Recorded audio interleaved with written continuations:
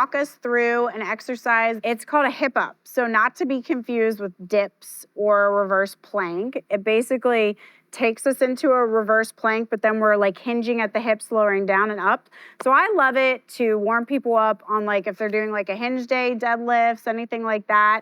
It really works through a neutral spine. It's very challenging. It activates that posterior chain and just lights you up, but it also really opens up the front of the body. Great to help strengthen the wrist. So you may be tempted like, oh, my wrist hurts too much, but like we need that loading, especially women need that for their wrists. So we are gonna start with a tall seated posture. Now, I will preface this. If you have very tight hip flexors and it already starts to hurt like this, we need the stretch that's gonna happen in this exercise, but you could always start with a knee slightly bent.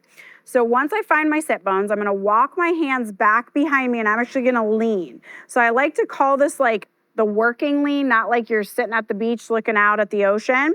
So we're gonna drive through the heels. I'm gonna think about keeping my chest open, collarbone long, and as I exhale, before I even lift, shield is on. Hips drawn together, zipper up, squeeze the butt, and then press up. And as I press up, you can point the toes and you can push them towards the ground. You are gonna feel a really great stretch across the front of the shoulders, across the biceps even. Obviously, you're feeling your glutes, and that's really what this is firing up, glutes and hamstrings. We need to keep tension and activation through our abs. We don't wanna just let our abs deaden here or else we'll get some bad posture. Now we're gonna inhale, tap down. Weight comes out of the hands just a little bit. Exhale, press in, weight back in the hands, lift up.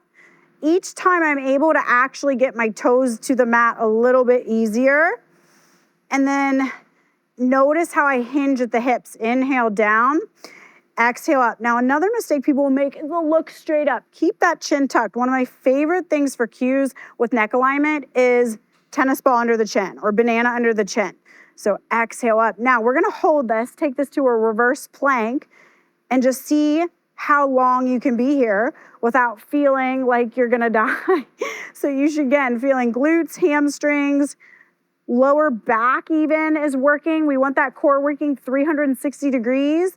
And then we're gonna lower all the way back down. We're gonna inhale, sweep the arms up, and then fold forward, because we always wanna kind of do the opposite thing there. So even though we were in neutral, for the most part, we get a little extension through that mid back, drawing the shoulders down the spine. Good. So hopefully that breakdown will help you.